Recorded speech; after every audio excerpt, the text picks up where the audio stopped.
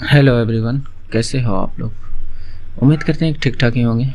आज की वीडियो में हम लोग देखने वाले हैं आरआरबी एलपी एंड टेक्नीशियन 2024 के लिए, जो कि पिछले साल का पेपर का हाल हम लोग जानेंगे। 2018 का प्रीवियस ईयर पेपर, जो कि जिसमें कि मैथ, रीजनिंग, जीके और जीएस को देखेंगे। करंट अफेयर को सिर्फ हम लोग छोड़ देंगे, क्योंकि करंट अफेयर का कोई मायने नहीं रखता, क्योंकि 2018 का करंट अफेयर इसमें रहेगा, जिसको हम लोग इंक्लूड नहीं करेंगे।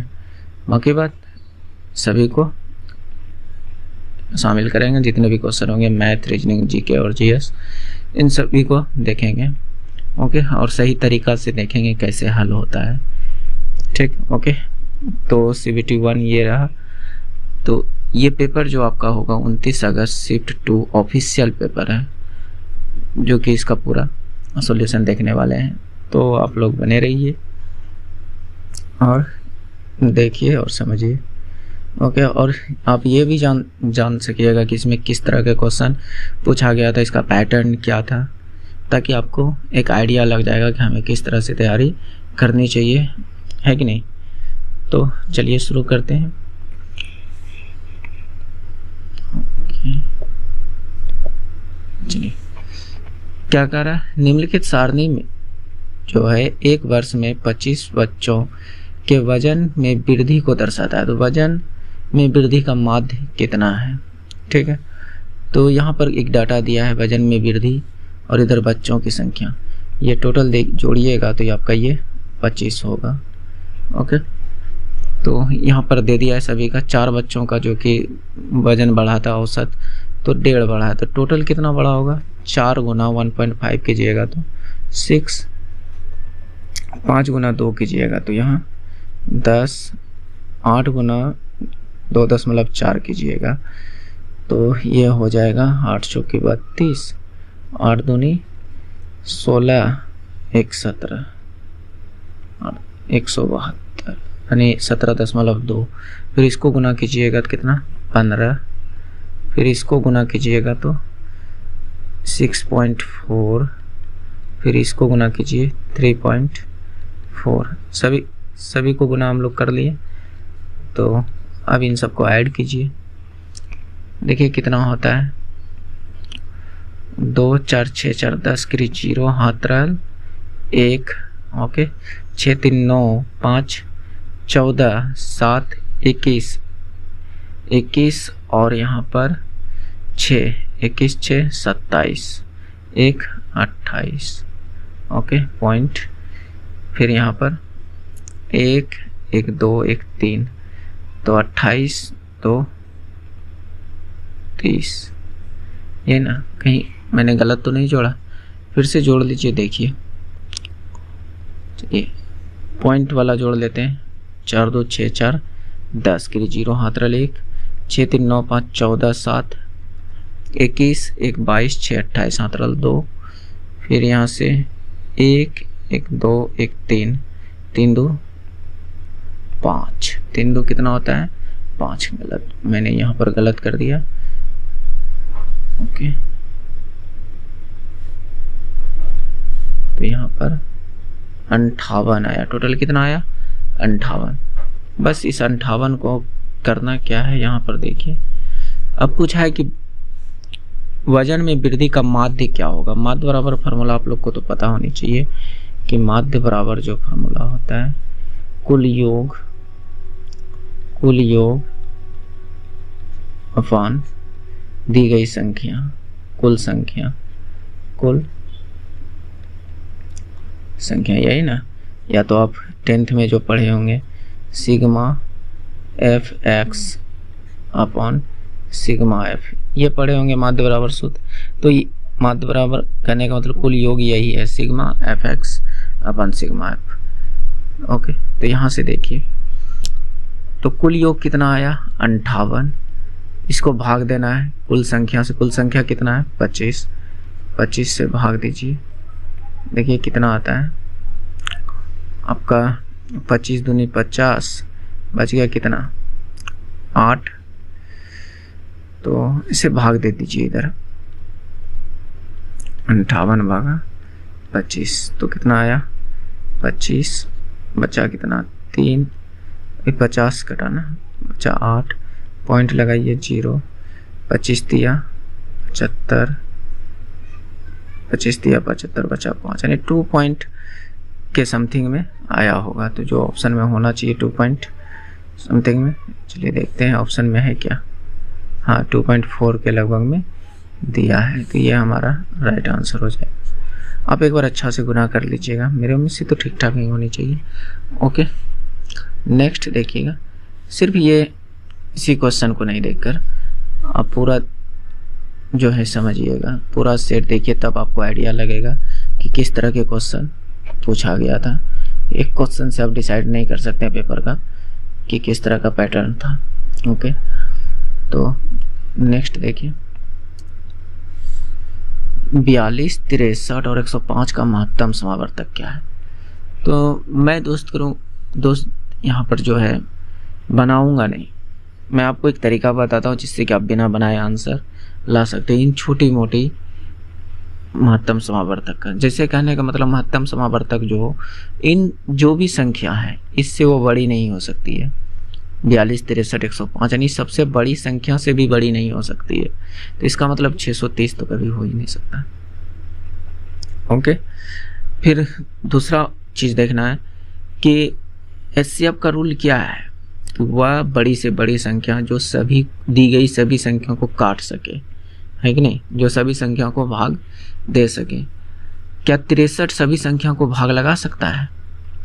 मेरा समझने का कोशिश कीजिएगा, क्या ये 63 जो है क्या सभी संख्या को भाग दे सकता है?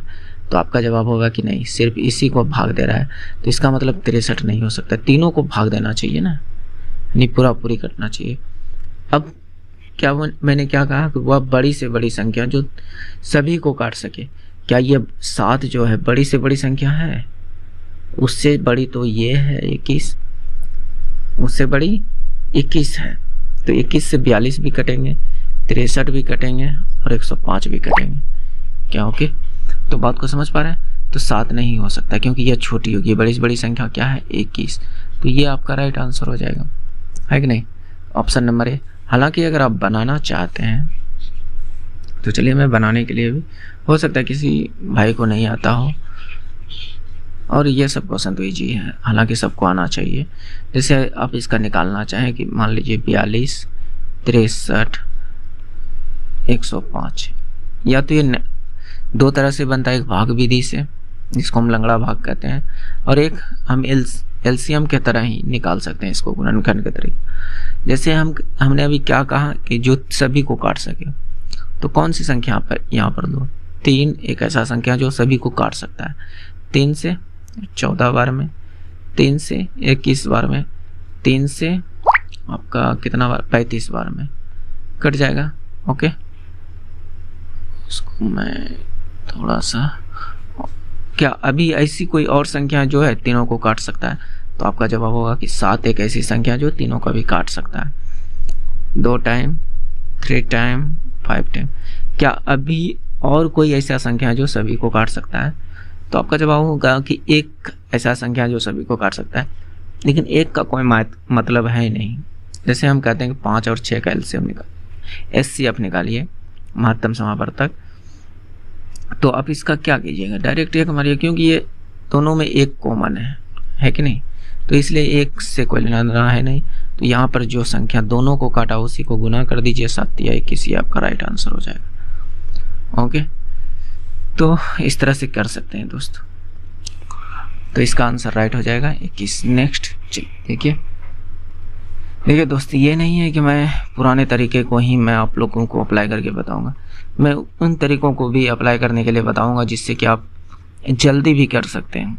क्योंकि आप देखते होंगे अगर कहीं आप टेस्ट वगैरह लगाने जाते होंगे 10 के बीच में या 50 के बीच में, तो आपके बगल वाले जो थोड़ा सा अच्छा लड़का होगा वो फटाफट आंसर बनाता होगा और टिक करता होगा, है कि नहीं।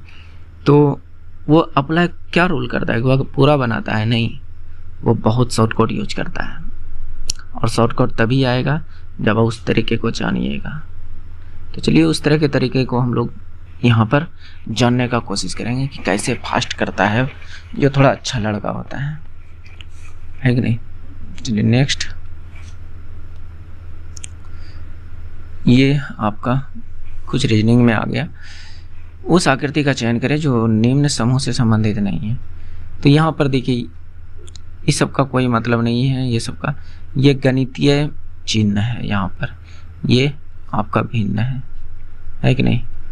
ये कोमा, ये डॉट, ये सब एक तरह की चिन्ह का इस्तेमाल किया जाता है, लेकिन ये गणितीय चिन्ह है, मैथमेटिकल चिन्ह है, इसलिए ये अलग है।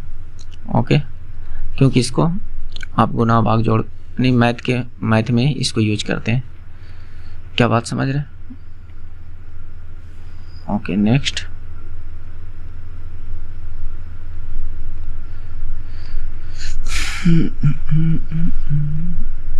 चलिए इस क्वेश्चन को बनाइए। एक समांतर चतुर्भुज का आधार इसकी ऊंचाई से 2 गुना है। समांतर चतुर्भुज का क्षेत्रफल इतना दिया हुआ है, तो इसकी ऊंचाई ज्ञात करें। ओके, हम यहाँ पर कहेंगे कि दोस्त पहले आप भी वीडियो रोक कर बनाने का कोशिश कीजिए और फिर देखिए क्या आपने जो बनाया उसका राइट आंसर आया कि नहीं। अगर नहीं आया तो फिर बाद में आप सॉल्यूशन देख सकते हैं, है कि नहीं। हालांकि आप कॉपी पेन जरूर लेकर बैठा कीजिए, आपको ज़्यादा बेनिफिट होंगे। तो यहाँ पर बोल रहा है समांतर चतुर्भुज की आधार इसकी ऊंचाई से 2 गुना है, यानी इसका जो समांतर चतुर्भुज का ऊंचाई है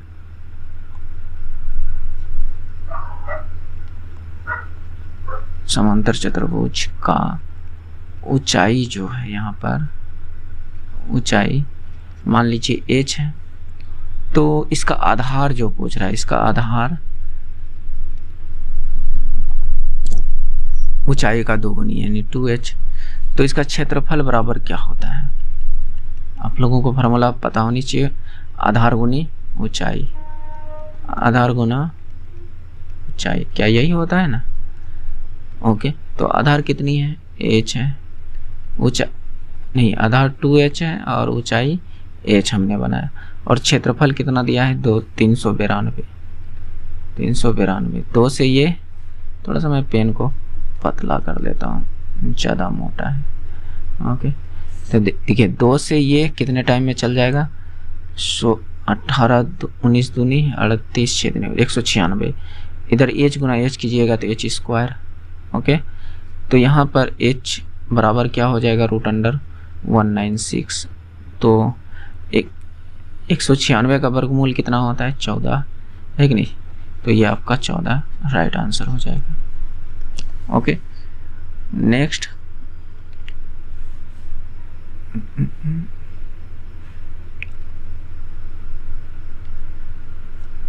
ये हो गया। चलिए देखिए, एक उत्तल लेंस की फोकस दूरी 50 सेंटीमीटर और इसकी शक्ति की गणना कीजिए। ओके, क्या यहाँ पर ये 50 सेंटीमीटर जो है ये SI यूनिट में है क्या? नहीं है। और आपको तो पता है लेंस की जो क्षमता होती है डायोप्टर होती है, और उसकी क्षमता का SI मात्रक क्या होता है? डायोप्टर। क्या होता है? डायोप्टर। तो ये ऑप्शन जो दिया है SI यूनिट में दिया है, तो हमें इसको भी SI यूनिट में बदलना होगा, है कि नहीं।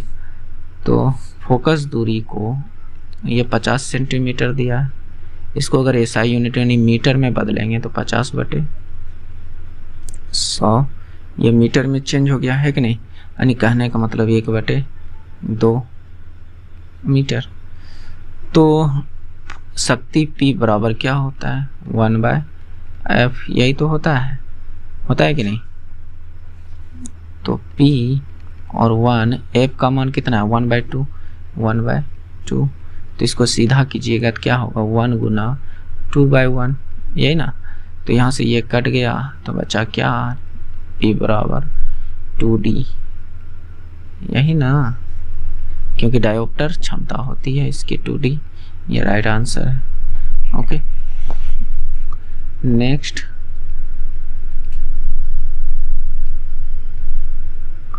चलिए, एक लंगर डालकर रोकी हुई नाव लहरों से हिल रही है। ओके, जिनके तरंगों की ऊपरी सिरा 100 मीटर अलग है, तो तरंग की ऊपरी सिरों का वेग इतना है, तो नाव की हिलने की आवृत्ति क्या होगी? तो इन तीनों से रिलेटेड यानी तरंग की लंबाई और तरंग का वेग और उसकी आवृत्ति से रिलेटेड एक फार्मूला होता है v बराबर फ्रीक्वेंसी इंटू वेवलेंथ, ये है ना, यानी तरंग दैर्घ्य। तो v का मान मेरे पास कितना दिया है, तरंग की चाल कितना है 25 मीटर पर सेकेंड, SI यूनिट में है सारा का सारा, तो ये भी SI यूनिट में ही निकलेगा। f का मान कितना दिया हुआ है हमारे पास, निकालनी है, आवृत्ति क्या करनी है, निकालनी है। वेवलेंथ कितना दिया है 100 मीटर, ओके 100 मीटर। तो बस इसको हल कीजिए, फ्रीक्वेंसी का मान निकल कर आ जाएगा 25/100, यानी कहने का मतलब फ्रीक्वेंसी f बराबर 1/4, और 1/4 का मतलब कितना 0.25 हर्ट्ज है कि नहीं। तो आवृत्ति कैसा है, मात्रक क्या होता है हर्ट्ज, तो ये 0.25 मीटर आपका आंसर हो जाएगा। ओके नेक्स्ट दोस्त, आप लोग से एक शिकायत है, आप लोग वीडियो तो देखते हैं लेकिन लाइक और सब्सक्राइब नहीं कर रहे हैं। हम देखते हैं कि आप लोग वीडियो लगभग पूरा ही देखते हैं, लेकिन आप लोग लाइक सब्सक्राइब करना भूल जाते हैं। तो प्लीज़ दोस्त रिक्वेस्ट है आप लोग से कि लाइक सब्सक्राइब ज़रूर कीजिए और हो सके तो शेयर भी कीजिए, है कि नहीं। तो यहाँ पर tan थीटा बराबर दिया है आपका, यानी 3 tan थीटा बराबर 2 दिया है। ओके हमसे पूछ रहा है 2 sin theta minus cos theta upon 2 cos theta minus sine theta, ये पूछ रहा है। तो हमें ये tan थीटा का मान यहाँ से हम पता कर सकते हैं कि tan थीटा का जो मान है, tan थीटा का मान 2/3 है कि नहीं। तो अगर हम साइन कोस इन दोनों का मान निकाल ले तो पता चल जाएगा, आंसर करने में आसानी हो जाएगा, है कि नहीं। और यहाँ पर अगर आप अलग अलग साइन कोस थीटा का यानी साइन और कोस का मान निकालिएगा तो थोड़ा टाइम लगेगा। और यहाँ भी देखिए अनुपात में ही आंसर यहाँ भी है और ये भी मान अनुपात में ही है कि नहीं, 2/3। तो इसका मतलब tan थीटा बराबर एक फार्मूला पढ़े होंगे कि साइन थीटा बटे कोस थीटा पढ़े होंगे, तो ये 2/3। तो साइन का अनुपातिक मान 2 और कोस का अनुपातिक मान 3, और सवाल भी अनुपात में ही पूछा गया है, बात समझ रहे हैं। तो इसका आसानी से बना सकते हैं। तो यहाँ पर पुट कीजिए, साइन का अनुपातिक मान कितना 2 पहले से, ये 2 माइनस कोस का अनुपातिक मान 3, ओके 2 कोस का अनुपातिक मान 3 और साइन का अनुपातिक मान कितना है 2 माइनस 2। इसको और ज़्यादा हल कीजिए, देखिए कितना होता है 2 दूनी 4 माइनस 3, 3 दूनी 6 माइनस 2 4, तो ये क्या हो जाएगा 1/4। क्या 1/4 ऑप्शन में है तो बिल्कुल राइट है कि नहीं। इसको ऐसे आसानी से कर सकते थे, हालांकि आप इतना सा समझ लेते हैं तो ये चीज़ लिखना भी नहीं पड़ता, डायरेक्ट मान पुट करते हैं और आंसर आ जाता है। ओके नेक्स्ट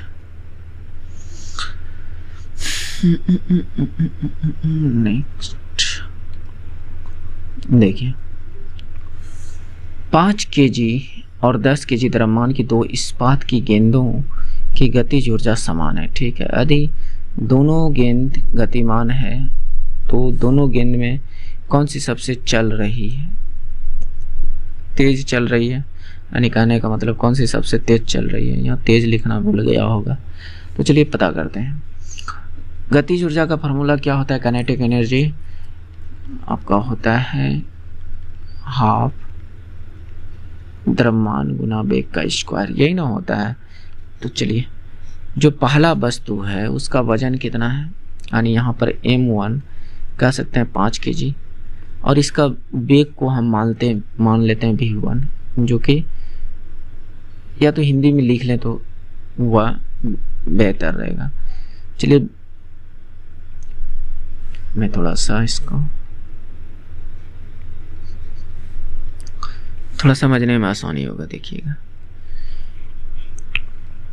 द्रव्यमान आपका जो दिया हुआ है M1 बराबर 5 kg। ओके, वेग V1 बराबर मान सकते हैं कुछ भी मान लीजिए, मान लेते हैं कि A है, A1 है। ओके, फिर दूसरा वस्तु कितना है, द्रव्यमान M2 बराबर 10 kg। ओके, और वेग V2 A2 मान लेते हैं। ओके, कोई दिक्कत नहीं। अब आप लोगों को फार्मूला पता है कि ये होता है कि नहीं। तो दोनों स्थिति में गतिज ऊर्जा समान है, दोनों की गतिज ऊर्जा समान है।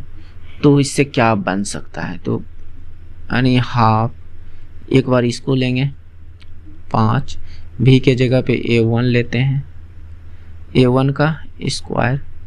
ओके, फिर एक बार इसको लेंगे हाफ, M के जगह पे 10 kg, यूनिट को छोड़ देते हैं, गुना V2 कितना है, A2 का स्क्वायर, यही ना। तो इसको थोड़ा सा मैं छोटा करता हूँ ताकि क्या हो रहा है,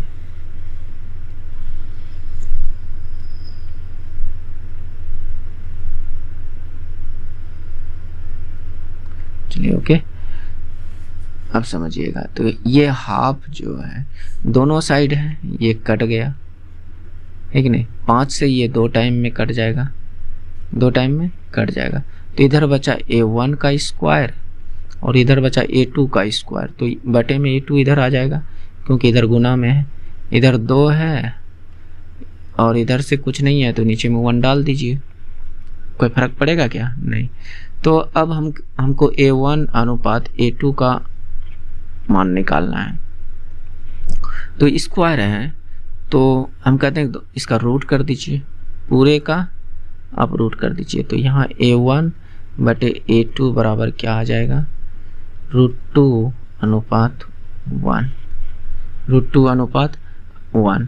यानी इसका जो वेग है √2 है अनुपात में, और इसका वेग A2 का जो वेग है वह 1 है। तो क्या बड़ा कौन है, किसका वेग ज़्यादा है, एक बड़ा है कि √2 बड़ा है। तो आपका जवाब होना चाहिए कि √2 बड़ा है, क्योंकि √2 का मान कुछ भी निकलेगा तो 1 पॉइंट से तो बड़ा ही आएगा, 1.13 इस तरह से करके आएगा, है कि नहीं। आप निकाल कर देखिएगा। इसका मतलब वेग ज़्यादा है किसका, 5 kg द्रव्यमान वाले का। तो यहाँ पर 5 kg वाली गेंद तेज चल रही है, ये राइट आंसर हो जाएगा। ओके, उम्मीद करते हैं कि आप समझ पा रहे होंगे। मैं कोशिश करता हूँ कि सभी को समझा सकूँ, लेकिन मैं भी एक इंसान हूँ, मैं सभी 100% को तो नहीं समझा सकता, लेकिन समझने वाले ज़रूर समझ सकते हैं, है कि नहीं। नेक्स्ट चलिए, 4 कर्मचारी 6 घंटे प्रतिदिन काम करके 21 दिन में दीवार को पेंट करते हैं और 7 कर्मचारी 4 घंटे प्रतिदिन काम करते हैं और उसी काम को कितने दिन में पूरा करेंगे। तो यहाँ पर MDH फार्मूला लगा सकते हैं, जैसे M1 D1 H1 upon W1, फिर M2 D2 H2 upon W2, MDH formula. तो अब जो कह रहा है वो मान पुट कीजिए कि 4 कर्मचारी हैं, दिन कितने घंटे कितने ले रहे हैं, यानी दिन 21 ले रहे हैं, घंटे कितने ले रहे हैं, H मतलब घंटा, पहले 6 ले रहे हैं। W1 अब क्या लें, जब बोल रहा है कि दोनों काम समान है, यानी समान काम है, जितना यहाँ काम होगा उतना यहाँ ही होगा, यानी W1 का मान जितना होना चाहिए उतना W2 का भी मान होगा। तो दोनों को 1 मान लेते हैं, है कि नहीं। इसको 1 माने तो इधर भी इसको 1 नीचे मान लेंगे, दोनों समान होनी चाहिए, यही ना। तो अब M2 आदमी कितने हैं, यानी मेन कितने हैं, 7 कर्मचारी है, कितने दिन में करेंगे, मान लीजिए T2 निकालनी है, घंटा कितना काम कर रहा है, 4 घंटा कर रहा है। इसको सोल्व कीजिए, आपका आंसर है ये 4 से 4 खत्म, ये 7 से 3 टाइम जाएगा, तो इधर क्या बचा 6। ये तो 1 से कोई मतलब है ही नहीं, 6 18, यानी D2 कितना निकल गया 18, क्योंकि दूसरे बाद वाले ही तो दिन पूछ रहा है, तो 18 दिन राइट आंसर हो जाएगा। क्या मेरी बात को समझ पा रहे हैं? चलिए नेक्स्ट देखते हैं। देखिए ये रीजनिंग का यानी इस तरह से क्वेश्चन तो पूछा ही जाता है रेलवे में प्रायः। तो विकल्प का चयन करें जो कि दिए गए चित्र में त्रिभुज की संख्या को दर्शाता है। त्रिभुज की संख्या ढूंढना है, तो चलिए इसको तरीके से करते हैं। यहाँ पहले एक हम रेक्टेंगल को पकड़ते हैं। ये रेक्टेंगल में त्रिभुज गिनने का एक तरीका होता है, या समझिए शॉर्टकट जो होता है। जैसे मान लीजिए ये रेक्टेंगल है, इसमें हमें गिनना है कि कितना त्रिभुज है, तो सीधा इसमें नंबरिंग शुरू कीजिए 1 2 3 4। 4 सबसे बड़ा जो नंबर आया उसका डबल कर दीजिए, इसका मतलब इसमें 8 त्रिभुज है। इसका मतलब इसमें क्या है 8 त्रिभुज। तो इसी तरह से इसमें नंबरिंग कीजिए 1 2 3 4 5 6, तो 6 दूनी 12 त्रिभुज। ओके, फिर आप एक तरीका और देखे होंगे कि अगर त्रिभुज में इस तरह से पूछा जाए तो इसको कैसे काउंट करते हैं।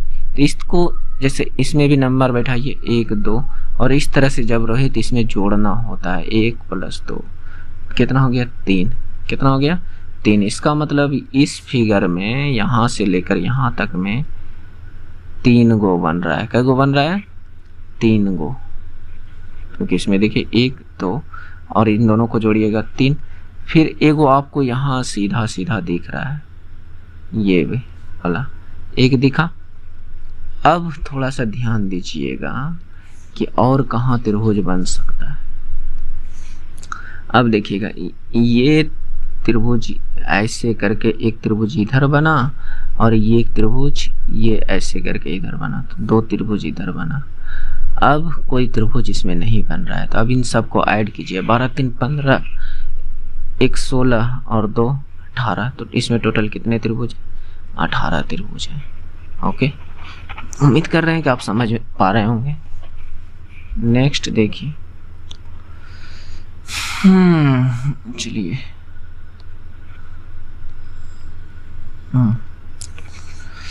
जब एक 25.2 मीटर लंबे तार को 11:25 में के अनुपात में विभाजित किया गया तो बड़े टुकड़े की लंबाई कितनी होगी। बड़े टुकड़े की लंबाई कितनी होगी। अगर इस तरह के क्वेश्चन को आप सोल्व करने लग गए ना, तब तो आप बहुत पीछे रह जाइएगा। इस तरह के क्वेश्चन को आपको सोल्व करने की ज़रूरत नहीं पड़नी चाहिए। कैसे, मैं बताता हूँ। बड़ा टुकड़ा पूछ रहा है, इन्हें 11:25 में बांटा हुआ है, तो इसका मतलब ये बड़ा नंबर कौन है 25, और 25 जो नंबर है वह किससे विभाज्य हो रहा है 5 से। तो ऑप्शन भी जो भी ऑप्शन होगा वह 5 से विभाज्य होगा। मेरी बात को समझ पा रहे हैं? जो भी ऑप्शन होगा वह 5 से विभाज्य होगा पूरी तरह से। क्या यह पूरी तरह से 5 से विभाज्य है? तो आपका जवाब होगा कि नहीं। 5 से विभाज्य होने के लिए लास्ट में 5 होनी चाहिए, जो कि इसमें भी नहीं है, ये भी नहीं है। तो एक ही ऑप्शन यहाँ पर है, ये ऑप्शन सी आपका राइट आंसर हो जाएगा। हालांकि आप अगर तरीके से करना चाहते हैं तो ठीक है, कीजिए। इसको मान लीजिए कि 11 के है प्लस 25 के है, इन दोनों की लंबाई को जोड़कर वह 25.2 दिया है, 25.2 दिया है।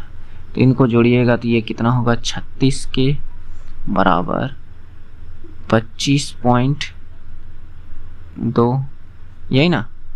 तो अब कटाइए इसको, नीचे में उड़ा के 0 भी लगा सकते हैं, हालांकि कटाने में ठीक ठाक रहेगा। और यहाँ पर 25.2 है, तो कटाइए। 9 से ये 4 टाइम में, 9 से ये 9 दूनी 18 बच गया 7, 9 8 72, 4 से ये 7 टाइम में, यानी के बराबर यहाँ से निकल गया 7/10, 7/10 निकल गया। ओके, अब हमें चाहिए बड़ा मान। बड़ा मान कितना माने हैं 25 के। इसको हम ऐसे भी तो लिख सकते हैं 11 के अनुपात 25 के, लिख सकते हैं कि नहीं, क्योंकि के तो कट ही जाएगा तो अनुपात वही बचेगा। तो के का मान निकल गया 7/10, तो रख दीजिए 25 गुना 7/10, 7/10 के जगह पर हम 7/10, तो 5 से 2 टाइम, 5 से 5 टाइम, तो 7/35/2, तो ये कितना हो गया 17.5, है कि नहीं। इसीलिए हमने कहा कि देखिए इतना कीजिएगा तब ना आंसर आएगा, अन्यथा आप थोड़ा सा कॉमन सेंस लगाइएगा तो 2-4 सेकंड का सवाल है, सोचने भर का सवाल है कि नहीं। तो इसलिए मैं कहता हूँ कि इस तरह से कीजिए। दोस्त मैं खुद ही कई एग्जाम निकाल चुके हैं, निकाल चुका हूँ, इसलिए मैं इन जो बता पा रहा हूँ कि किसी भी सवाल को कैसे आप हल कर सकते हैं। अधिकतर सवाल को मैं आपको एक अच्छा तरीका प्रेफर करूँगा कि हाँ आप इसको इस तरीके से कीजिए तो जल्दी आंसर आएगा, अन्यथा आपकी इच्छा आप किस तरीके से करते हैं, है कि नहीं। तो 1 मिनट रुकिए, थोड़ा सा मैं पानी पी लूँ, गला सूख रहा है दोस्त।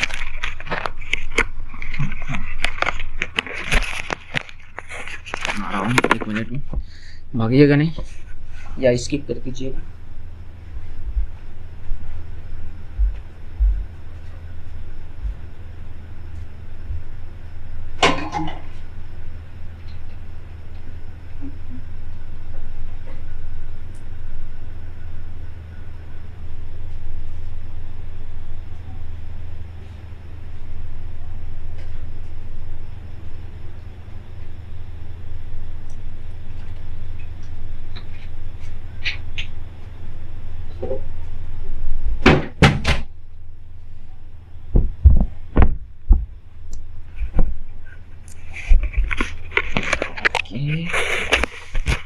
ज़्यादा टाइम नहीं लिया दोस्त, थोड़ा सा इंतज़ार करने के लिए धन्यवाद।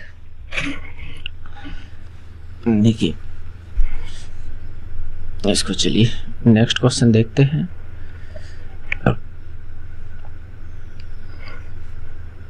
कीजिए इस क्वेश्चन को। देखिए दोस्त, मेरा वीडियो औरों के वीडियो से अलग बनाता है, क्यों बताते हैं हमें क्यों, कैसे आपको अलग बनाता है।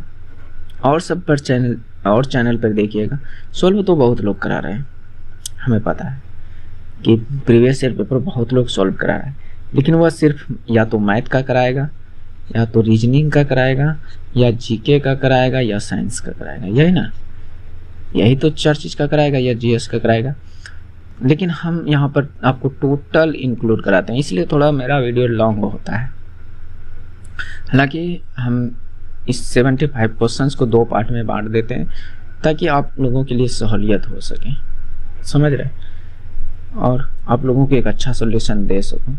शॉर्टकट कराने के चक्कर में तो आप बहुत चीज़ स्किप कर जाइएगा, है कि नहीं। तो इसको कीजिए। एक समूह से 5 सबसे छोटी संख्या का माध्य 15 है, ठीक है, जबकि समूह की सभी संख्याओं का माध्य जो है 17 है।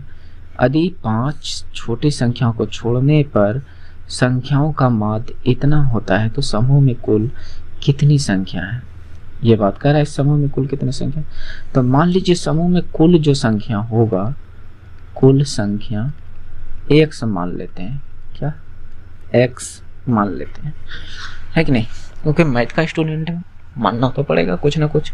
हालांकि नहीं भी मानिएगा तो कहीं कहीं चल जाएगा, लेकिन यहाँ समझने के लिए मान लीजिए। तो इनमें से जो 5 छोटी संख्या उसका माध्य इतना है, तो कुल योग बराबर फार्मूला क्या होता है।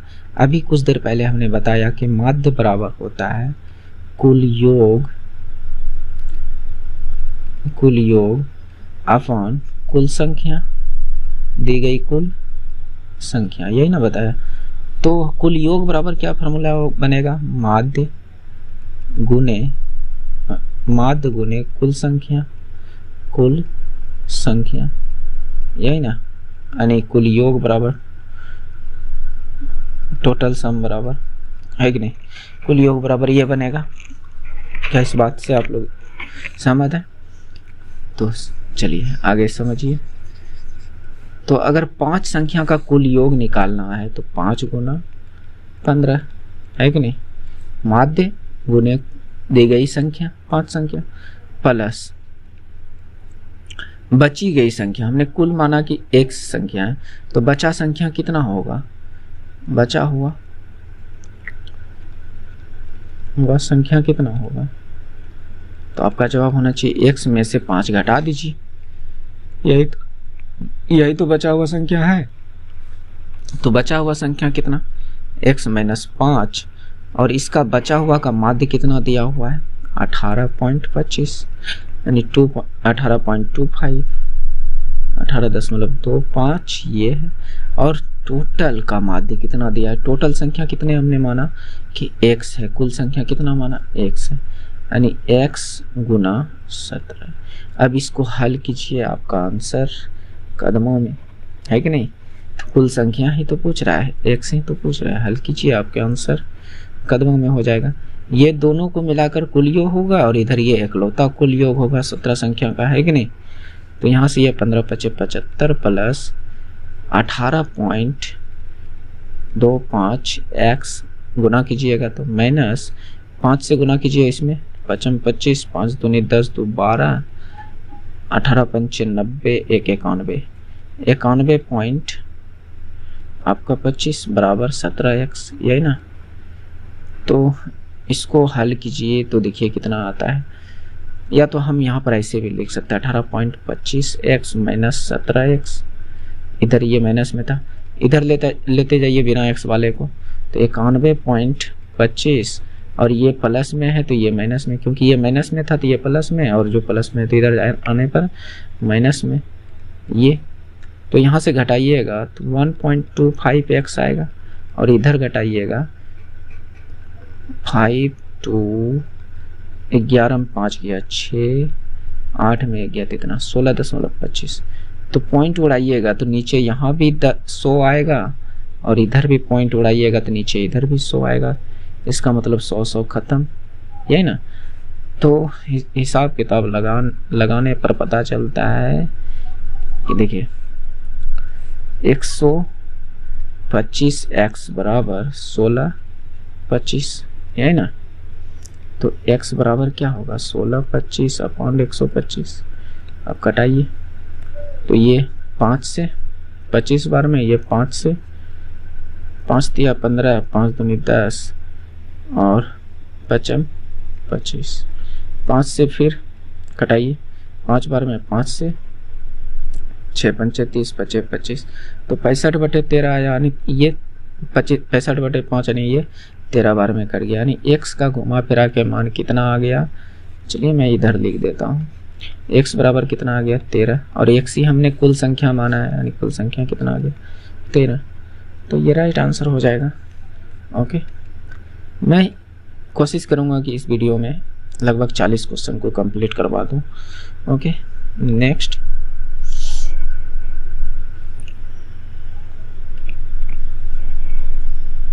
देखिए, ये बोर्ड मास का प्रश्न कीजिए। बोर्ड मास का तो रूल आप लोगों को पता ही होगा कि BODMS, B मतलब ब्रैकेट, ऑफ मतलब का, D मतलब डिवाइड, M मतलब मल्टीप्लाई, A मतलब एडिशन, S मतलब सब्ट्रैक्शन, यानी इस तरह से रूल होता है। तो ये रूल यहाँ पर लागू करना है। हालांकि अगर आप अच्छे से नहीं जानते तो मैं इसका प्रॉपर वीडियो बनाया हूँ, आप जाकर विजिट कर सकते हैं। तो यहाँ पर कीजिए, तो पहले मैं इस ब्रैकेट के अंदर का हल करूँगा, और इस ब्रैकेट के अंदर भी किसका, पहले इसका हल करूँगा, है कि नहीं। अगर इसको हम यहाँ पर हल करते हैं, इसको अभी हम इधर छोड़ देते हैं, इतना को पकड़ते हैं 5 + 8 भागा, इस ब्रैकेट के अंदर को हल करूँगा तो 3 1 4/3 आएगा, कितना आएगा 4/3 माइनस 1, क्या इस ब्रैकेट के अंदर इतना चीज़ रहा। अब और ज़्यादा हल करूँ इसको तो 5 + 8/, ये 3 जो है ऊपर चल जाएगा भागा में, और 4 जो है नीचे आ जाएगा, और माइनस का 1, यही ना, माइनस का 1, तो ये 4 दूनी 8 3 दूनी 6, 5 11 में 1 गया, कितना बचा 10, 11 में 1 गया, कितना बचा 10। ओके, तो आपका जवाब होगा कि इतना, इस पूरे को हल करने पर कितना आ गया, तो आप कहिएगा कि 10 आ गया, कितना आ गया 10 आ गया। तो अब क्या बचा, 2 + 5 भागा, ये भागा में ना है तो भागा में 10, तो ये कटाइएगा तो कितना 2, यानी ये बचा 2 + 1/2 यानी 2.5। कितना बचा 2.5। कौन सा ऑप्शन है ये, यानी 5/2, 2 दूनी 4, 1 5/2, ये ऑप्शन हो गया आपका राइट आंसर। तो थोड़ा सा स्मार्ट तरीके को इस्तेमाल कीजिए, आप आसानी से आंसर तक बहुत जल्दी पहुंच सकते हैं। ओके,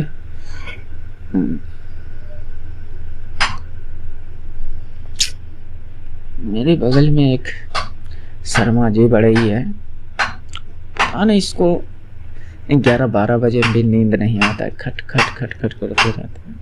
हालांकि उसका रोजगार है, मैं क्या बोलूं। ओके चलिए नेक्स्ट देखते हैं।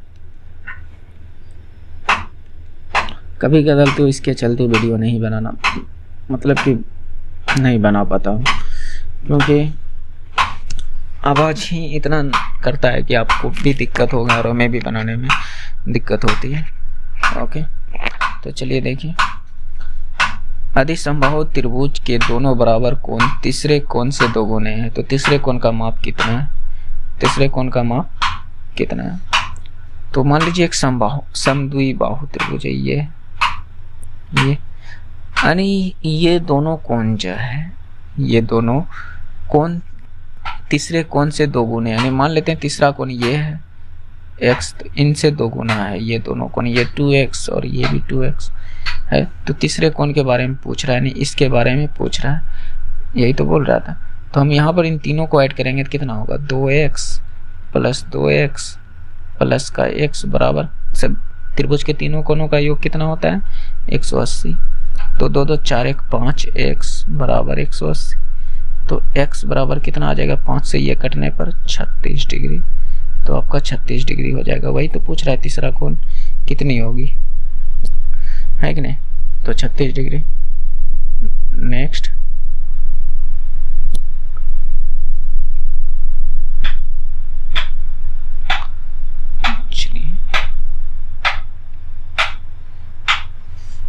x की ओर संकेत करते हुए y कहता है कि x y की माँ का एकमात्र बेटे का बेटा है, तो y के पिता x के डैश होंगे। ये सवाल कर रहा है x की ओर संकेत करते हुए, ठीक है। y कहता है y की एकमात्र बेटे, उसका एकमात्र बेटा, सॉरी देखिए फिर से समझने का, ये सिर्फ लैंग्वेज पे डिपेंड है दोस्त। अगर लैंग्वेज समझ लिए तो ब्लड रिलेशन का प्रश्न बहुत कम चांस होता है गलती होने का। कहता है वाई की माँ, वाई की कोई माँ है, उसके माँ का एकमात्र बेटा है, इसका मतलब यही है वाई एकमात्र बेटा का बेटा है। बेटा का बेटा है कौन, एक्स, कौन एक्स। ओके, तो यहाँ पर सवाल मैंने पूछा कि y के पिता x के कौन होंगे, तो यानी इसका पति, y का पिता तो इसका पति है ना होगा, इसकी माँ का पति, यानी इसका रिलेशन इससे क्या है, यानी ये कौन लगेगा इसका। तो कहने का मतलब सीधा सीधा दादा, यानी बाप का बाप कौन होता है, पिता का पिता कौन होता है, दादा। तो वही बात पूछ रहा है, दादा इसका राइट आंसर हो जाएगा। ओके, नेक्स्ट, इस प्रश्न को इसको मिटाते हैं। ओके, बनाइए इस प्रश्न को। बहुत कम लोग इस तरह के प्रश्न को बना पाते हैं। मैं जो तरीका बताऊंगा उस तरीके से अगर आप अप्लाई किए तो आप जल्दी बना पाइएगा। 2 पाइप ए और बी एक खाली टंकी को क्रमशः इतने घंटे में भर सकते हैं, ठीक।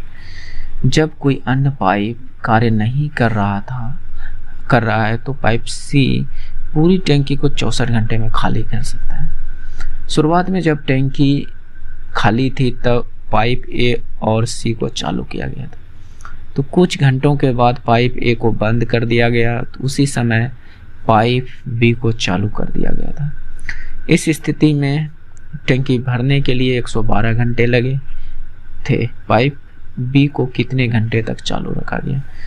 सवाल का लैंग्वेज ही सुनकर लगता होगा कि ये बहुत बड़ा सवाल है कि नहीं, लेकिन चलिए मैं इसको तरीके से करवाता हूँ, हो सके आप समझने का कोशिश कीजिएगा। अगर इस सवाल को समझ लिए तो इस टाइप का जितने भी क्वेश्चन होते हैं आपको बहुत आसानी से बनेगा, नहीं तो आप कभी ट्राई करके कोशिश करके देखिएगा। तो हम इनको एलसीएम मेथड से बढ़ाएंगे। देखिए ए और बी और एक सी, 3 पाइप है और एक खाली करता है, सी जो है खाली करता है और ये सब भरने वाला है। ये सब क्या है? भरने वाला है। ए 32 घंटा में भर देता है, बी 48 घंटे में भर देता है और सी पूरे टैंकी को अगर कोई कार्य नहीं कर रहा है तो 64 घंटे में खाली कर देता है। तो इन तीनों का जो एलसीएम निकालेंगे वह टैंकी की क्षमता होगी, टोटल कितना पानी आएगा, कितना लीटर आएगा, वह टोटल वर्क होगा। और ये समय है, ये आपका समय है। और इधर जो हम निकालेंगे तुल्य करके, पहले हालांकि एलसीएम इसका पहले हम निकाल लेते हैं। तो इसका एलसीएम देखिए, एलसीएम भी निकालने का आपको तरीका बताते हैं।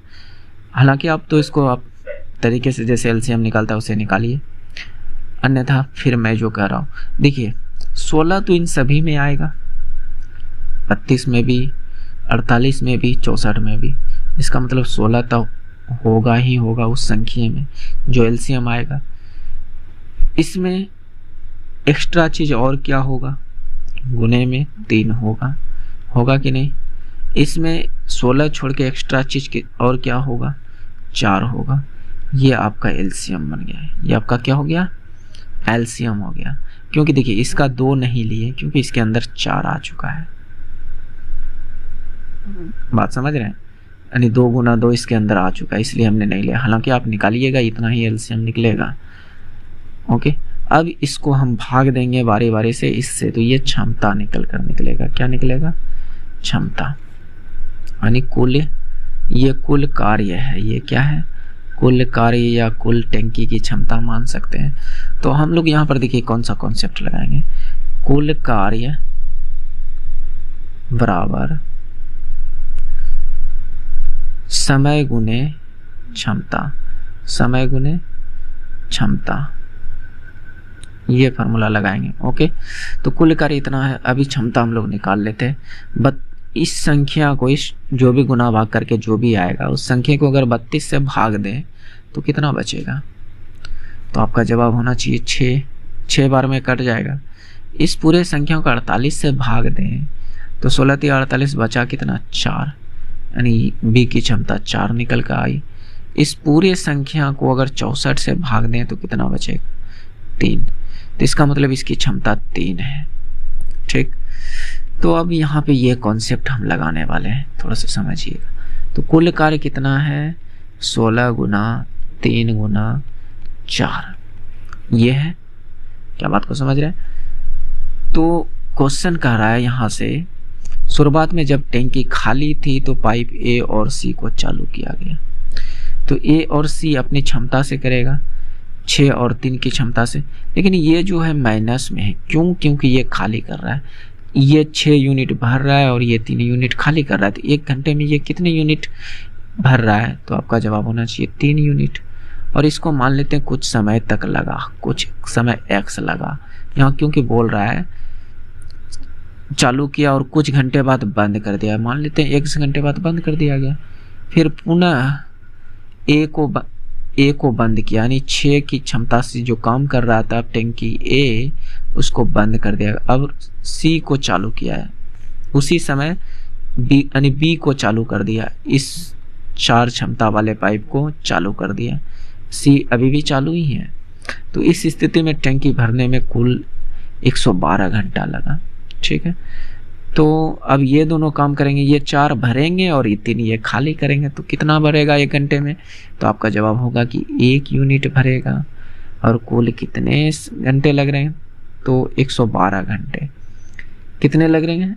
112 घंटे। लेकिन इसी 112 में तो ये 1 घंटा काम किया, तो इसका मतलब यहाँ पे -x घंटा तक काम किया होगा। हमने क्या बोला कि यहाँ कुछ घंटे तक काम किया तो वो कुछ घंटा x था, तो 112 में से x घंटा काम कर चुका था। इधर जो टोटल समय लगा था वो 112, ये टोटल कितना लगा था 112, तो x ये काम किया तो बाकी 112 में से तो x घटाना ही होगा ना, तो ये टोटल काम हुआ। तो यहाँ पर देखिए ये क्षमता, ये समय, यहाँ पर कुछ काम हुआ, इतना समय कुछ काम हुआ कि नहीं, ये आपका क्षमता, ये समय, ये समय, यहाँ भी कुछ काम हुआ नहीं। टोटल इन दोनों को मिलाकर टोटल इतनी काम हुई। दोनों साइड मैंने काम को बराबर कर दिया।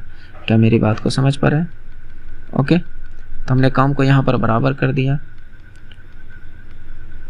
ओके, माइनस एक्स, ये अब इसको हल कीजिए, जो x आएगा देखते हैं आगे क्या पूछता है। यानी चलिए कोई बात नहीं, अब यहाँ पर आने दे। तो ये 16 × 48 चौके 192, यही होना चाहिए। 3x plus 112 minus x, minus x से गुना 1 से गुना कीजिएगा तो और ज़्यादा इसको हल कीजिएगा तो 192 माइनस 112, क्योंकि इधर प्लस में था तो इधर माइनस में। 3x में एगो x चल जाएगा तो कितना बचेगा 2x, बस भाग दी, इसको घटाइए 0 और 9 में 1 गया 8, 80। 2x बराबर कितना आ गया 80, तो x बराबर यहाँ से कितना आ जाएगा 40। x बराबर कितना आया 40। अब पूछा क्या है, b कितने घंटे तक चालू रखा गया, b को कितने घंटे तक चालू रखा गया। यहाँ पर देखिए a और c काम किया था और b यहाँ पर काम किया था, यानी b और c यहाँ पर काम किया था, है कि नहीं, b प्लस c ने काम किया था। तो इस जगह जो टाइम लिया होगा b और c ने लिया होगा, तो b और c ने टाइम कितना लिया है, तो आपका जवाब होना चाहिए कि b और c ने 112 माइनस x घंटा लिया था। तो इसमें से b भी उतना ही समय लिया होगा और c भी उतना समय लिया होगा, तो b का टाइम कितना होगा 112 माइनस x, और 100 x का मान कितना निकला है 40, तो 112 में 40 घटाइएगा तो कितना बचेगा, तो आपका जवाब होनी चाहिए 2, 11 में 4 गया 7, 72 घंटा। ये आपका राइट आंसर है। आप दूसरे तरीके से कीजिए ना, देखिए फिर आपका क्या हाल होता है। मैं नहीं कहूँगा, आप खुद ट्राई करके देखिए। अगर इस तरीके को आप समझ लिए ना तो निश्चित है कि इस तरह के क्वेश्चन को आप आसानी से कर पाइएगा, क्योंकि इस तरह के क्वेश्चन बहुत कम लोग कर पाते हैं। मैं इस चीज़ को ट्राई किया हूँ क्योंकि मैं भी बहुत सारा सेट लगाया है टेक्स्ट बुक के पे, ग्रेड अप पे, अड्डा 24 पे। मैंने देखा है इस तरह के क्वेश्चन को बहुत कम लोग 10%, 15% लोग मारते हैं, और इन्हीं सब सवाल से रिजल्ट बनता है, क्योंकि नॉर्मल क्वेश्चन तो सभी बनाएंगे। क्या मेरी बात को समझ पा रहे हैं? नॉर्मल क्वेश्चन सभी बनाते हैं, जो थोड़ा सा टफ होता है वो स्किप करने वाला रहता है।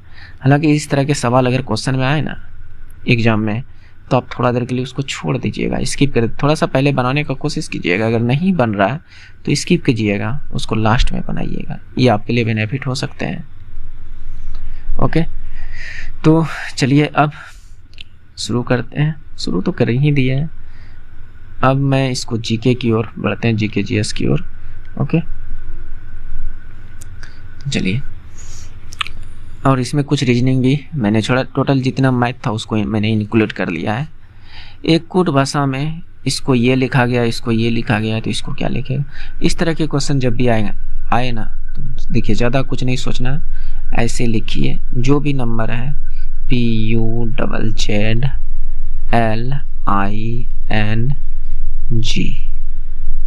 ओके, इसके सीधे में जो दिया है उसको उसके नीचे, जस्ट उसके नीचे लिखिए ZZUPGNIL।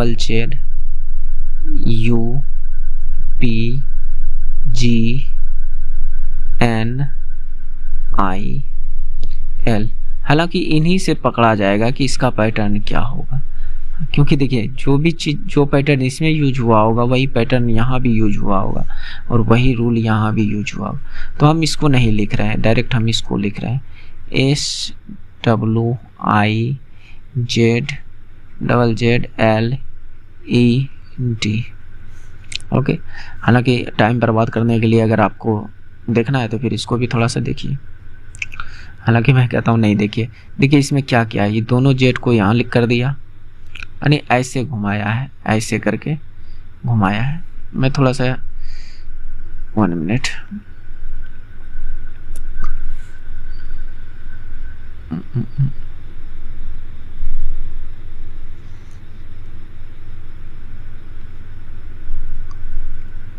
चलिए ओके। देखिए इसका जो कॉन्सेप्ट लगा है, हालांकि इस तरह के क्वेश्चन तो बहुत लोग कर पाते हैं अच्छी तरह से। ये इस तरह से गया, फिर इसी को भी इस तरह से कीजिए ना, जेड को अगवा दीजिए, आई को इधर लाइए, डब्लू, उसके बाद क्या होना चाहिए डब्लू, उसके बाद S, ZIWS, ZIWS, ZIWS, ZIWD, ये तो नहीं हो सकता है, ZIWS, हाँ ये हो सकता है। तो एक ऑप्शन तो ख़त्म। अब थोड़ा सा इधर गौर कीजिए, जी, इसका मतलब इसके बाद डी आना चाहिए, एस के बाद क्या आना चाहिए डी। क्या एस के बाद डी है, एस के बाद डी है, एस के बाद डी यहाँ नहीं है, ई है, तो ये गलत, बचा 2 ऑप्शन। अब लास्ट में ये जेड सबसे लास्ट में आएगा, है कि नहीं, इसका मतलब लास्ट में जेड होनी चाहिए, तो लास्ट में जेड इसी में है, इसमें नहीं है, तो ऑप्शन बी राइट हो जाएगा। क्या पूरा हल करना पड़ा? नहीं। इसलिए कभी कदार मैं कहता हूँ कि क्वेश्चन को पूरा जब सोल्व कर रहे हैं ना, तो आधा में भी एक बार ऑप्शन को देखिए, क्या आधा से आंसर मिल गया, अगर मिल गया तो मार के निकलिए ना, टाइम वहाँ बचेगा, है कि नहीं दोस्त। ये चीज़ आपको जल्दी कोई नहीं बताता है, मैं चाहता हूँ कि आप भी उस चीज़ का बेनिफिट उठाइए, है कि नहीं। नेक्स्ट, इस क्वेश्चन को करा दिए, ये भी हो गया। चलिए इसको देखिए, कुछ अभी भी मैथ और रीजनिंग बचे होंगे 40 में से, मैं टोटल इसमें 40 क्वेश्चन कराने वाला हूँ। ओके, और आप देखिएगा, आपको मैं गारंटी लेता हूँ कि आप अगर मेरे साथ 10 दिन बने रहिएगा, अगर आपका 30 से 35 नंबर 75 में आ रहे हैं कोई प्रैक्टिस सेट में, तो आप मेरे तरीके को फॉलो कीजिए, 50+ की गारंटी हम लेते हैं। हालांकि आपको फॉलो करना होगा हमारे तरीके को, तभी ये चीज़ पॉसिबल है कि नहीं। चलिए इसको पूरा करते हैं। इसमें क्या हो, ये तिरा कोने लाइन बन रहा है, तो इसमें भी बनाइए ना, क्या फ़र्क पड़ता है, बन गया। कुछ इस प्रकार से यहाँ पर बनेगा, सीधा से ना होगा तो आप समझिएगा।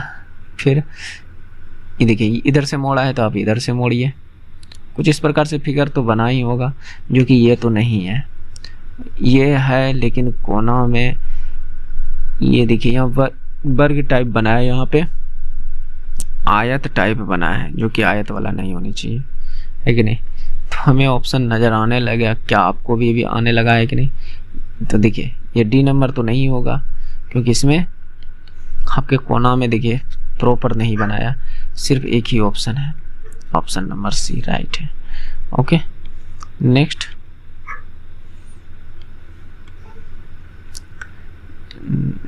कीजिए, ये हो गया। चलिए इसको, निम्नलिखित में से कौन विद्युत के कुचालक हैं। विद्युत के कुचालक जिससे यानी करंट पार नहीं हो, तो धातु, ये 2 ऑप्शन में तो धातु है, तो ये इसका मतलब ये सुचालक है, ये ऑप्शन नहीं हो सकता है, ये नहीं हो सकता है, यानी कुचालक पूछ रहा है, ये दोनों सुचालक है, क्योंकि इसमें एक धातु आ गया। देखिए मिश्र धातु में भी करंट जाता है, धातु और रबर का मिश्रण करके बनाइएगा तो क्या करंट नहीं जाएगा। क्या आपने कभी कोशिश देखा होगा बहुत सारे प्रैक्टिकल में कि एक गिलास में अगर आप नमक को घोल देते हैं पानी के अंदर, तो उससे करंट आसानी से पास करवा सकते हैं। नमक में क्या है, धातु है, सोडियम, सोडियम धातु है कि नहीं। नमक का सूत्र क्या आता है, NaCl, लेकिन क्लोरीन तो गैस है कि नहीं। तो ये तो धातु है ही नहीं, लेकिन धातु अधातु मिलकर करंट को पास कर रहे हैं कि नहीं। तो बिल्कुल वही बात यहाँ भी है, तो ये दोनों ऑप्शन नहीं हो सकता है। तो बचा क्या, देखिए अबरक और स्फटिक यानी क्वार्ट्ज जो होता है, ये दोनों के दोनों कुचालक होते हैं। तो इसका मतलब केवल ए जो है वह कुचालक है, केवल ए जो है वह कुचालक है। बात समझ रहे हैं? इसका राइट आंसर हो जाएगा केवल ए। नेक्स्ट,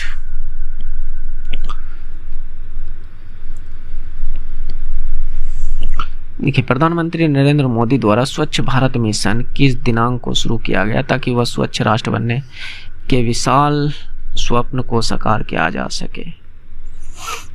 विशाल स्वप्न, ये सब खाली दिखावटी है। ये आपका 2 अक्टूबर 2014 को हुआ था। हालांकि इसके देखिए करंट अफेयर के तौर पे इस क्वेश्चन को नहीं ले सकते हैं, 2014 में ही स्टार्ट हुआ है। कहीं ना कहीं ये 2014 में जो एग्ज़ाम हुआ होगा उस समय के लिए करंट होगा, लेकिन ये तो पेपर 2018 का है। क्या 2018 के लिए ये करंट रहा? क्या नहीं रहा। तो कुछ करंट वाले जो होते हैं वो इम्पोर्टेंट होते हैं, लेकिन कुछ नहीं होते हैं। जैसे जो आएगा बताएंगे कि ये इम्पोर्टेंट हमारे लिए नहीं हो सकते हैं। ओके, इसका 2 अक्टूबर 2014 राइट हो जाएगा। नेक्स्ट, ये करा दिया हमने। चलिए, इसको, एक तत्व परमाणु संख्या 17 है, तो यह क्या है? तो आप चलकोजन, कैल्कोजन, ये सब पढ़े होंगे कि जैसे ये पीरियोडिक टेबल में जो होता है, तो कैल्कोजन, चलकोजन, इस तरह से आप पढ़े होंगे। क्रिया गैस, ये सब पढ़े होंगे। तो कैल्कोजन में कौन कौन से आते हैं? यानी फिर हाइलोजन, क्या होता है? हाइलोजन, चलकोजन, कैल्कोजन, हाइलोजन, इस तरह से हाइलोजन का ग्रुप का जो होता है, समूह का जो होता है, वह होता है फल्नु क्लास। देखिए, फल्नु क्लास में बोरिंग आइडिया आते हैं, ये होता है। तो इसमें क्या है? फ्लोरीन, क्लोरीन, क्या 17 किसका परमाणु संख्या? क्लोरीन। तो यही तो हाइलोजन ग्रुप का है। किसका है? हाइलोजन का। ओके, तो इसका आंसर हो जाएगा हाइलोजन। नेक्स्ट, निम्नलिखित में से कौन सा जल के साथ कैल्शियम की अभिक्रिया के लिए सही नहीं है? सही नहीं है। तो ऊष्मा कम निष्कासित होता है, ये बात तो सही है। अगर आप कैल्शियम को जल के साथ अभिक्रिया करवाते हैं तो ये क्या बनता है? Calcium hydroxide plus H2 gas, ये होता है। तो यह ऊष्मा का कम निष्कासन करता है। हालांकि अगर कैल्शियम ऑक्साइड का अगर रिएक्शन जल के साथ कराते हैं तब ऊष्मा ज़्यादा रिलीज होगा, है कि नहीं? तो ये ऊष्मा कम रिलीज करता है, इसका मतलब ये सही है। अभिक्रिया की तीव्रता अधिक होती है, नहीं, ये धीरे धीरे करता है, तो ये ही गलत है, ये अभिक्रिया के लिए सही नहीं है। H2 गैस रिलीज करता है, ये बात सही है। कैल्शियम तैरना शुरू कर देता है, हाँ, जल में अगर कैल्शियम को डालिएगा तो वो तैरना शुरू कर देगा, तो ये भी ऑप्शन सही है। तो अभिक्रिया के लिए ये सही नहीं है, ऑप्शन नंबर बी राइट नहीं है। नेक्स्ट, चलिए, ये क्वेश्चन हो गया। ये भी इस क्वेश्चन को कीजिए। एक्स ने घोषणा की कि उनकी माँ कहाँ पढ़ रहे हैं, उनकी कंपनी में 10 क्लर्क की नौकरियों को भरने के लिए न्यूनतम योग्यता मानदंड स्नातक की उत्तीर्ण डिग्री होनी चाहिए, यानी न्यूनतम कम से कम स्नातक होनी चाहिए, ज़्यादा कितनी भी हो जाए चलेगा। तो धारणा कहता है कि वो लोग ही आवेदन कर सकते हैं जिन्होंने स्नातक की डिग्री उत्तीर्ण की है। बिल्कुल सही बात है, जो स्नातक की डिग्री ली है वो उत्तीर्ण कर सकता है, क्योंकि इसने कहा है कि न्यूनतम स्नातक होनी चाहिए। अधिस्नातक भी आवेदन कर सकते हैं, बिल्कुल कर सकते हैं, यानी जो स्नातक से ऊपर हो वो भी करेंगे, क्योंकि इसने न्यूनतम की बात की है। अधिस्नातक तो स्नातक से ऊपर होती है। तो इसमें 1 और 2 दोनों निहित होगी, 1 और 2 जो है दोनों निहित होगा। ओके, नेक्स्ट,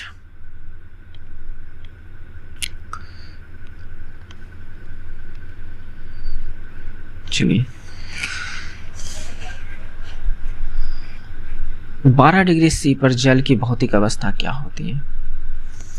तो ये देखिए, अगर कभी कदाल अगर अंदाजी मारना भी हो ना तो मार देना चाहिए सब क्वेश्चन को, क्योंकि 12 डिग्री सी पर जल का भौतिक अवस्था द्रव होता है। मैं थोड़ा सा समझाने का कोशिश करता हूँ। जल की जो ठोस अवस्था होती है वो तो 0 डिग्री C पर होती है, 0 डिग्री C पर होता है कि नहीं। लेकिन आप नॉर्मल जो वातावरण का तापमान या रूम का टेम्परेचर जो होता है वो कितना डिग्री होता है, 27 डिग्री C, है ना। इस स्थिति तक भी तो जल जो है वह द्रव अवस्था में रहता है। गैसीय अवस्था में कब पहुंच जाता है, जब बॉइलिंग पॉइंट से ज़्यादा हो जाए, यानी 100 डिग्री C या C से ऊपर हो जाए, तब यह गैसीय अवस्था में परिवर्तित होने लगता है। और 0 डिग्री C की अवस्था में यह ठोस अवस्था में होता है। एक क्वेश्चन होता है कि जल से रिलेटेड कि जल का घनत्व कितना डिग्री C पर सबसे अधिकता होती है, तो वह होता है 0 डिग्री C से 4 डिग्री C तक। बात समझ रहे हैं, यानी जल का घनत्व सबसे अधिक होता है। तो ये सब बात एक्स्ट्रा याद रख सकते हैं। तो इसका आंसर हो जाएगा द्रव अवस्था में रहेगा। ओके, नेक्स्ट ये देखिए, उस विकल्प का चयन करें जो निम्नलिखित आकृति श्रृंखला से संबंधित है। तो इस तरह का जब क्वेश्चन आए ना, इस तरह का फिगर, आप खुट्टी गिनना शुरू फटाफट कीजिए। इसमें टोटल कितने खुट्टी, 4 खुट्टी, इसमें 6 खुट्टी, इसमें 4 खुट्टी, इसमें कई गो खुट्टी बाहर में, 1 2 3 4 5 6 7 8 9 खुट्टी। अब बताइए कौन सा आंसर हो सकता है।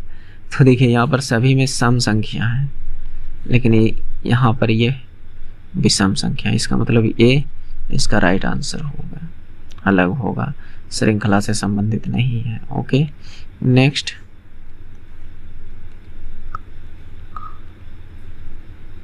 देखिए, बीसीसीआई पॉली उमरीगर पुरस्कार को 3 बार जीतने वाले प्रथम भारतीय क्रिकेटर कौन है।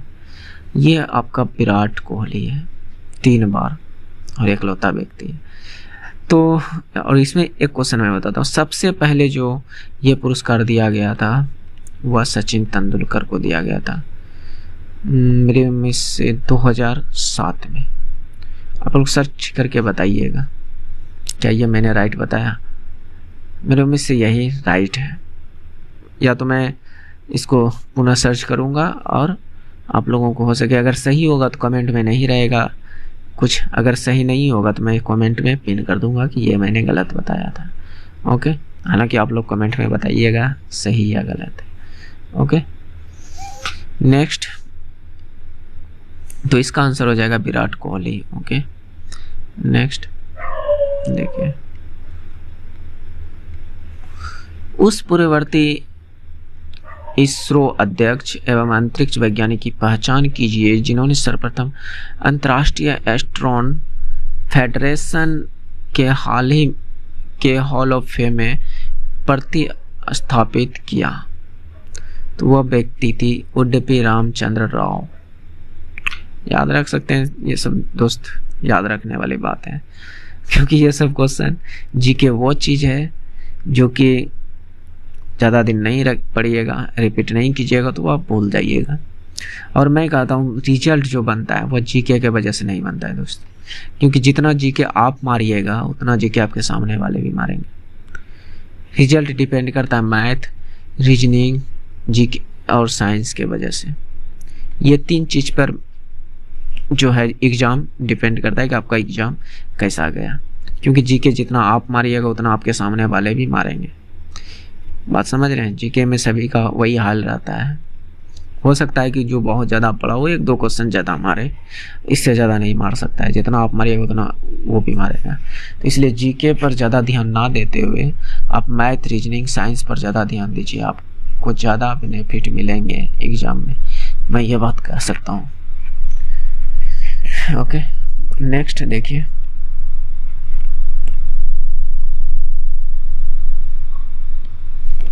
क्या कह रहा है, सन्निहित किया गया किस फिगर में, यानी इस फिगर को कहाँ पर आप ढूंढ सकते हैं। तो थोड़ा सा दिमाग लगाइए फिर आंसर दीजिए। मैंने तो यहाँ पर देख लिया, यहाँ पर ये देखिए, देखें, ओ देखिए देखा सेम टू सेम फिगर, तो ऑप्शन नंबर बी राइट है इसका। नेक्स्ट दोस्त, ज़रूरी नहीं है कि हम आपको घुमाएं फिराएं बहुत ज़्यादा फिर जाके बताएं कि ये आंसर हो सकती है, नहीं डायरेक्ट देखिए, जो डायरेक्ट आने वाला है उसको डायरेक्ट बताइए ना, क्या है घुमाइए फिराइएगा औरों के तरह, फिर औरों में और मेरे में अंतर क्या रह जाएगा। विस्थापन के परिवर्तन की दर को क्या कहते हैं, तो ये आपका वेग हो जाएगा। कैसे, चलिए मैं प्रूव कर देता हूँ। जैसे मान लीजिए पहले आप यहाँ पर थे 0 मीटर पर आपकी डिस्टेंस, और कुछ समय बाद t समय बाद आप 10 मीटर पर गए हैं, तो कितना विस्थापित हुए, 10 मीटर। समय मान लीजिए 5 सेकंड लगा, 5 सेकंड, यानी ये जो विस्थापन हुआ, मेरा बात को समझिएगा, ये जो यहाँ से यहाँ तक ये विस्थापन में परिवर्तन अपॉन समय, तो यानी S2 minus S1 upon t। ये हम यूनिट से बता सकते हैं कि इसका आंसर क्या हो सकता है, बात समझ रहे हैं। इसका यूनिट क्या, मीटर, इसका भी यूनिट क्या, मीटर, दोनों का यूनिट सेम है, दोनों का यूनिट सेम है, ये हो सकता है कुछ भी कितनों मीटर रहे। और इसका यूनिट क्या, सेकेंड, तो ऊपर में क्या आया, मीटर प्रति सेकेंड, और मीटर प्रति सेकेंड किसका मात्रक है, वेग का। इस हिसाब से मार सकते हैं, है कि नहीं। त्वरण का आप नहीं मार सकते, दूरी का नहीं मार सकते हैं, दूरी का क्योंकि सिर्फ मीटर होता है, त्वरण का मीटर प्रति सेकेंड स्क्वायर। तो इस तरह से आप थोड़ा सा सोच कर भी मार सकते हैं, है कि नहीं। तो इसका ऑप्शन हो जाएगा वेग। नेक्स्ट, ये क्वेश्चन तो हो ही गया था। नेक्स्ट, ये भी हो गया, ये भी हो गया। ये देखिए, ये सब क्वेश्चन सिर्फ आपके दिमाग पर डिपेंड करता है कि आप कितना जल्दी मार सकते हैं। क्योंकि देखिए, ये फिगर जाएगा कुछ इस प्रकार से, इसमें जाकर मिलेगा यानी त्रिकोणा वाला, तो ये सीधा है, ये गोल है, तो इसी में त्रिकोणा है, ये आपका राइट आंसर हो जाएगा। ये कॉमन सेंस वाले क्वेश्चन है, आप आराम से सोच कर भी मार सकते हैं, क्योंकि ये सब क्वेश्चन 100% लोग मारने वाले हैं। कोई ऐसा ही आदमी होगा 1-8% जो नहीं मारेंगे, है कि नहीं। नेक्स्ट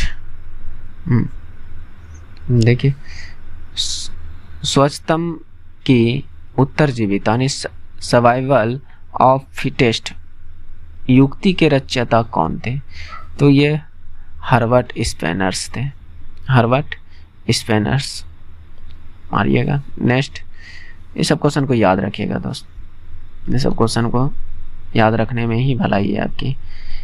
ओके, ये क्वेश्चन भी हो गया था। नेक्स्ट, ये भी करा दिए। हाँ चलिए, ये निम्नलिखित में से कौन सी विधि जल को पंकिल जल से अलग करता है, तो ये निस्यंदन होता है। नेक्स्ट देखिए, जीके को आप जितना पढ़िए वो कम है, पढ़ते रहिए, समय मिला तो पढ़ते रहिए।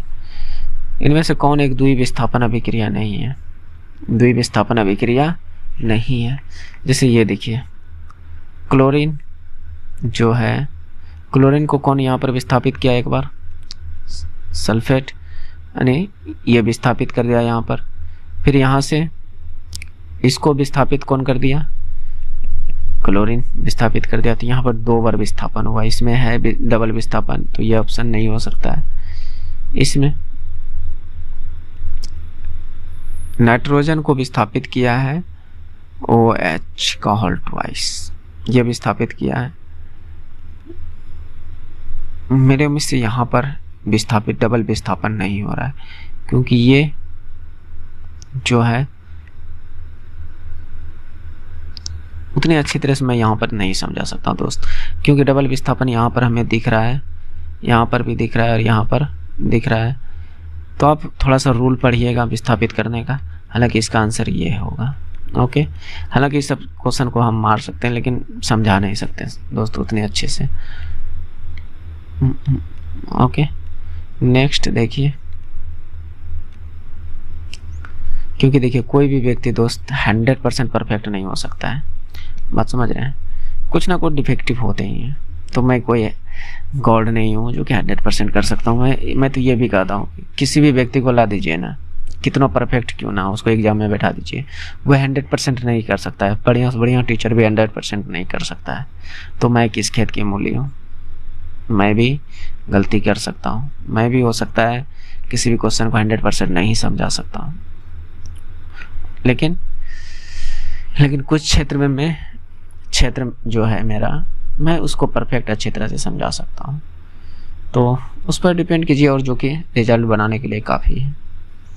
बाकी बात वो आप पर डिपेंड करता है कि आप कितने मेहनत करते हो। ओके, नेक्स्ट देखिए, 6 machine I don't like cricket I love it नामक पुस्तिका वेस्ट इंडीज हेतु अंतर्राष्ट्रीय खेलने वाले जमैका के किस क्रिकेटर की आत्मकथा है? तो यह क्रिस गेल की है। ये सब क्वेश्चन पढ़कर याद रखिए, बेहतर है। नेक्स्ट, चलिए इसको कीजिए। निम्न में से गलत मिलान का चयन कीजिए। ओके, तो कॉपर यानी तांबा का यू होता है, सोना का यू होता है, पारा का ME नहीं HG होता है, इसका मतलब सी गलत है।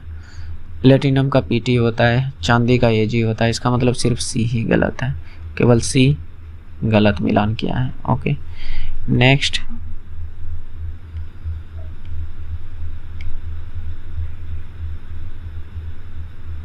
ये भी हो गया। अब मेरे उम्मीद से 1-2 मिनट और देखिए, अब ज़्यादा क्वेश्चन नहीं होने चाहिए। उत्तर चित्रों में किसी एक सन्निहित किया गया वह उत्तर चित्र कौन सा है? यानी ये वाला फिगर कहाँ दिख रहा है? मेरे उम्मीद से यहाँ दिख रहा है। देखिए, ये यहीं पर दिख रहा है, तो ऑप्शन बी राइट है।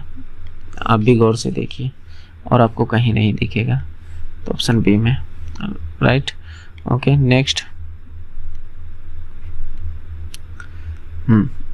कीजिए। एक आवर्त में, यहाँ पर कह रहा है सही या गलत कौन है, ठीक है। एक आवर्त में बाएं दाएं चलते समय तत्वों की रासायनिक अभिक्रियाशीलता पहले घट जाती है फिर बढ़ जाता है। हाँ, ये बात सत्य है। अगर आप पीरियोडिक टेबल में देखिएगा, आप बाएं से अगर दाएं जाइएगा तो पहले थोड़ा दूर में घटता है, बीच में फिर इधर बढ़ने लगता है। तो ये बात सही है। टोटल 18 समूह में से जो भी तत्व आवर्तिक तालिका के समूह में नीचे जाने पर गैर धातुओं की रासायनिक अभिक्रियाशीलता बढ़ जाती, नहीं, इधर अधातुओं की अभिक्रियाशीलता घट जाती है। ये गलत लिखा है, इसका मतलब केवल A सही है लेकिन B गलत है, ये राइट हो जाएगा। नेक्स्ट देखिए, पीरियोडिक टेबल आप बढ़िया से पढ़ लीजिए थोड़ा अलग से, वो उससे एक ना एक क्वेश्चन जरूर पूछता है। बस समझ रहे हैं? आपको ये देखकर पता चल ही रहा होगा कि किस तरह का पैटर्न चलता है और किस तरह का पैटर्न आगे आने वाला है। आप प्रीवियस ईयर पेपर से ही अंदाज़ा लगा सकते हैं। बात समझ रहे हैं? हालांकि हूबहू पूछे या ना पूछे, लेकिन मैं तो ये कहता हूँ कि आप एग्ज़ाम जब भी किसी भी चीज़ का एग्ज़ाम दो तो आप कम से कम 20 सेट प्रीवियस ईयर लगा कर जाइए। उससे आपका कम से कम 5 से 6 नंबर आराम से बढ़ जाएगा, और 5 से 6 नंबर बढ़ना, बात समझ रहे हैं, आपको कटअप तक पहुंचा सकता है। नेक्स्ट, चलिए, केंद्रीय फिल्म सर्टिफिकेशन बोर्ड के अध्यक्ष के रूप में किसे नियुक्त किया गया है? तो ये 2018 का है। 2018 में प्रसून जोशी था। 2018 में प्रसून जोशी था। वर्तमान में भी मैंने कुछ दिन पहले ही पढ़ा था कुछ, देखिए ना क्या नाम था, याद नहीं आ रहा है। रविंद्र भाकर उकर करके था शायद, रविंद्र भाकर, हाँ राइट, रविंद्र भाकर पढ़ा था, रविंद्र भाकर। आप भी सर्च कर लीजिएगा, मेरे उम्मीद से यही था, रविंद्र भाकर। दोस्त, अभी भी मैं करंट अफेयर वगैरह पढ़ता हूँ, इसलिए जो चीज़ हमें लगता है कि एक्स्ट्रा ये चीज़ अच्छा है और हो सकता है मैं सामने वाले को भी बता सकूँ, तो उस चीज़ को मैं थोड़ा अच्छा से पढ़ने का कोशिश करता हूँ। और उसको कहीं लिख लेता हूँ ताकि वह, और बीच बीच में महीने 2 महीने में मैं उसे उल्टा कर कम से कम साल भर का तो मैं देखता हूँ करंट अफेयर। और मैं भी आपको ये सजेशन करूँगा कि आप भी ऐसा किया कीजिए। और मेरे करने का रीज़न भी है, मैं किसी वीडियो में बताऊँगा मेरा ये करने का रीज़न क्या है, मैं चाहता क्या हूँ, किसी दिन खुलकर बात करेंगे। स्थितिज ऊर्जा और गतिज ऊर्जा के योग को क्या कहते हैं, यानी स्थितिज ऊर्जा और गतिज ऊर्जा के योग को यांत्रिक ऊर्जा कहते हैं। क्या कहते हैं? यांत्रिक, मैकेनिकल ऊर्जा, मैकेनिकल एनर्जी कहते हैं।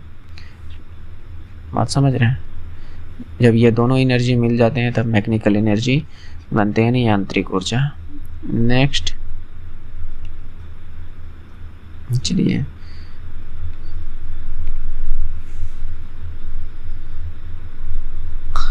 इसमें क्या है देखिए, आर का प्लेस वैल्यू 18, ए का प्लेस वैल्यू 1, टी का प्लेस वैल्यू 20। बस यहाँ पर सबका प्लेस वैल्यू लेगा। जी 7, ओ 15, डी 4। 7 15 4 कहाँ है? 7 15 4 एक ही ऑप्शन में राइट कीजिए, है कि नहीं। नेक्स्ट ये हो गया, ये भी। चलिए, ये मैंने टोटल 75 में से ये पार्ट 1 में हम लोग 40 क्वेश्चन कर चुके हैं। पार्ट 1 में 40 क्वेश्चन कर चुके हैं, यानी 29 अगस्त शिफ्ट 2 है। शिफ्ट 2 का 40 क्वेश्चन हम लोग पार्ट 1 में कर लिए हैं। अगर आप 35 क्वेश्चन और पढ़ना चाहेंगे तो आप हमारे चैनल को सब्सक्राइब कीजिए। और क्योंकि देखिए, जो भी मैं वीडियो बनाऊंगा वह सबसे पहले आप तक पहुंचे, इसके लिए आपको सब्सक्राइब करनी होगी। सब्सक्राइब करने के बाद बगल में एक घंटा भी दिखता होगा, उसको दबा देना है। आवाज़ नहीं करेगा लेकिन दबा दीजिएगा। और जब इतना कुछ आप कर लिए, इतना देख लिए, इतना सुन लिए, तो इसके लिए आपको धन्यवाद। थैंक्स फॉर वॉचिंग, है कि नहीं। और प्लीज़ दोस्त, मैं कहता हूँ कि मैं आपके लिए अगर इतना मेहनत करता हूँ तो आप हमें थोड़ा सा सपोर्ट कीजिए। आपके सपोर्ट के बिना हम कुछ भी नहीं है। बात समझ रहे हैं? तो आपकी सपोर्ट की हमें ज़रूरत है। आप हमें सपोर्ट कीजिए, समय आने पर आपकी भी सपोर्ट हम करेंगे।